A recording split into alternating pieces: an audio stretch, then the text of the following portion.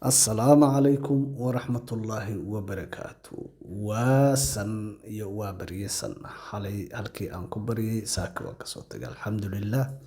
Ilaahay waa i nabad kiciyey, waana nabad qabaa. Waa kasoo dhaqaaqay qabiilkii Samburu, waa kasoo tagay dhinacoodii, waa kasoo baxay dhinacaas kale iyo waxaan soo aaday West Pokot. West Pokot soo aaday. Marka waa iska dhul xoogaa bacaad badan oo roob adiga 2 isbuuc ka hor ku da'ay. Iska yar tahay maxaa la yiraahdaa dooggiisa iyo wixiisa. Marka halkaasaan soo galay baaskiilkii aniga maanta safaradayda kuwa ugu xumaa ee aan jeclaysan waay. Bacaad riix marmarka qaar waa riixa bacaad soco naso kuleylkana korkaaga qaaca ka kacaya kuley qaac waa midkii oo 5 jeer loo qubaysan jiray kan oo kale. Laakiin waxa kaliya aan ku jeclaaday meeshaan waxa biyahooda macaan. Dhinaca Samburu markii aan ku jiray biyahooda dhanaanay ahaayeen. Marka mar walba waxaa ku khasbanaa tuulo walba imaad inaan biyo iibsado.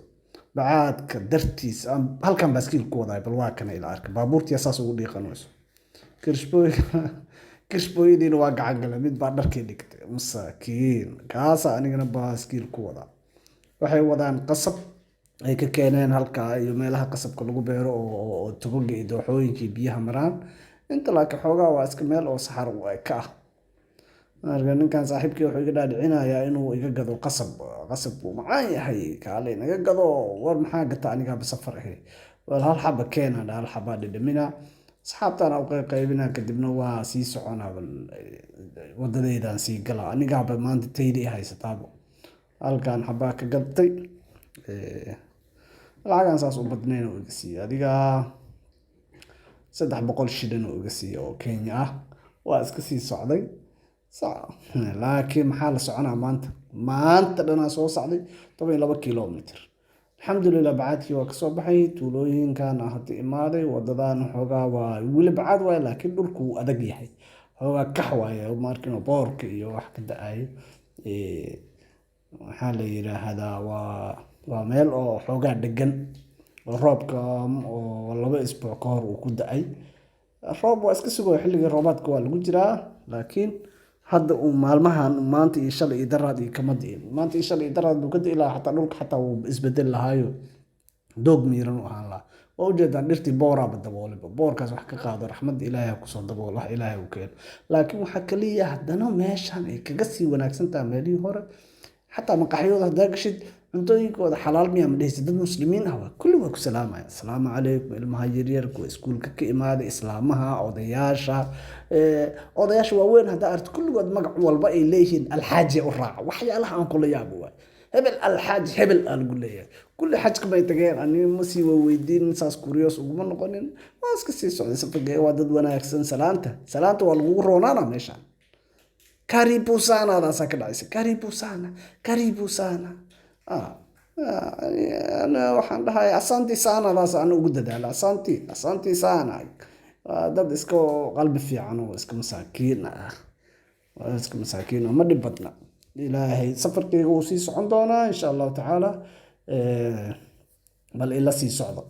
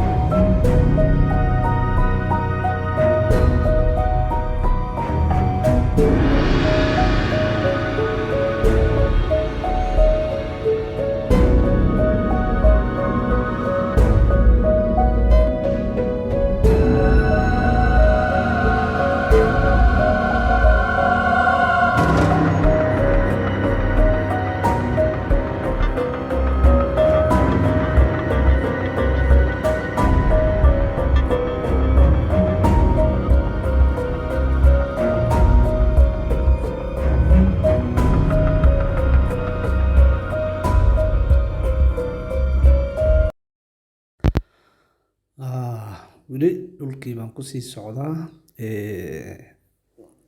Dhulku waa dhul gabiib ah oo adag xoogaa bacaadkii waan soo dhaafay.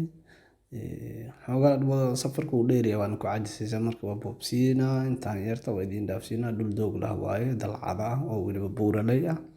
Waxaan ku jirnaa weliba qabiilka la dhaho Turkana. Turkanuhu waxay degaan West Pokot iyo East Pokot meel la yiraahdo, labadaa gobol ay aad u degaan. Marka hadda meesha aanu ku jirno waa West Pokot. West Pokot waa dhul buuraley ah oo kaxa markuu roobka aad ugu da'o aad u qurux badan tahay. Hadda xoogaa roobkii uu kasoo daahay. Maapkaan isticmaalayo waa marna waxaan isticmaalaa Google Map, marna waxaan isticmaalaa Maps.me application la dhaho. Marka wuxuu ii sheegaya tuulo yar oo horteed oo Mampolio la dhaho, halkaa buurta dabadeed wata halkaa ka muuqato. Mampolio alla haddii aan dadaalo tuuladaas aan gaaro, haddii aan ka helo meel aan seexdo oo lodge ama hostel ah waa seexanaa, haddii aan ka waayana waa horaan u dhaafaa. Sidii oo awalba caadada ii ahayd duurkaan iska seexan doona, teendhaday waa wataa duurkaas aan iska seexanaa. Alxamdulillaah, ilaahay intaasaan soo socday wax dhib ah iguma tusin. Duurkaygaas aan iska seexanaa insha Allahu tacaala.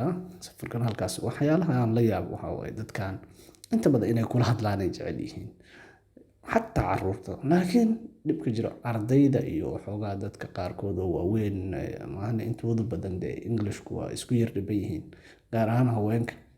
Jidka ku istaagayaan waxaa lagu weydiinaa, anigana hadda af Swahili wax badan kama aqaano, afar xabo oo aan jidka iskaga bartay maahane buuci baac ma soo celi karo. Iskuma fiicnin. Marka Englishkana dadkuna xoogaa intooda badan way ku hadlaan, laakiin dee marka tuulooyinkan iyo soo gashid xoogaa ma badna inta ku hadasho. Laakiin magaalooyinka qof walba wuu ku hadlaa. Waxyaalaha aan Kenya uga yaabay ka mid tahay Englishka qof walba wuu ku hadlaa. Magaalo haddaad tagto, tuulooyin iyo buurahan iyo meelahan soo gashay in yaraa ku hadasho. Ardayda way ku hadlaan, wixii arday ah oo iskuulka imaada oo markaa iskuul u socdo inay kula hadlaan dabcan waa kula hadlayaan. Laakiin hal erey baa iyagoo dhan ay ka saman yihiin. Ma ku arkeen inaad ajnabi tahay? Karibu sana karibu sana oo macnaheedu tahay soo dhawow, si wanaagsan ku soo dhawow waddankeena. Waa dad dalkooda jecel.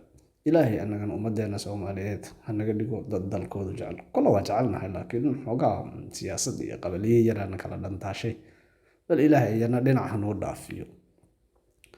Dhulkaan arag waa buur la qoray oo dadka odayaasha waxay ii sheegeen markii hore wadadan la sameynayo waxaa sameeyay dadka oo shirkado oo ka baarayay macdanta. Markii ay ka baartaan meeshan waa god, meeshan waa wado, soo ma jeedid.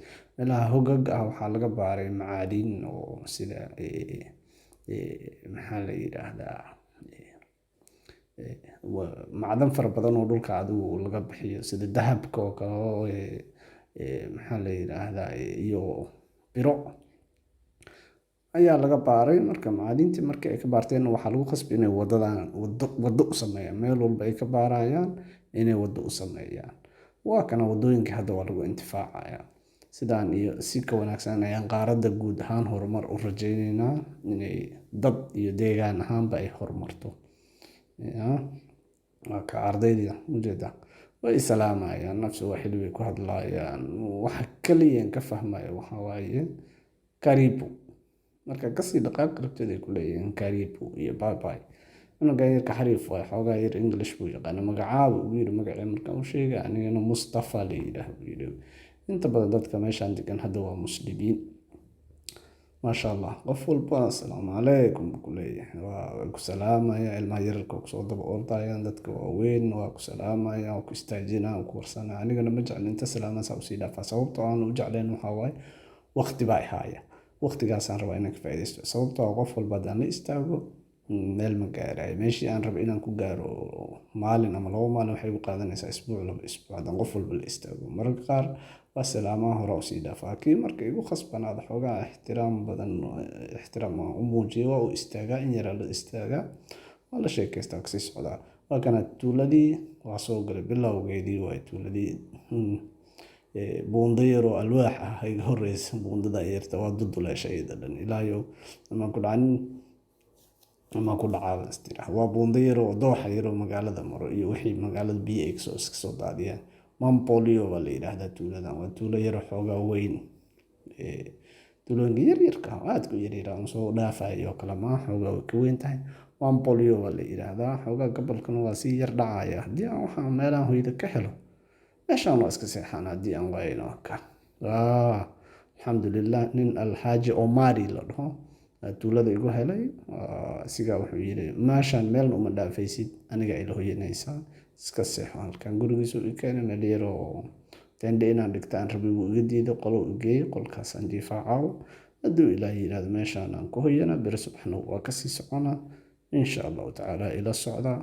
Waa sidaas iyo habeen wanaagsan iyo videoga xiga anigoo nabad qaba, idinkoo nabad qaba insha Allahu tacaala. Assalaamu calaykum waraxmatullaahi wabarakaatuh.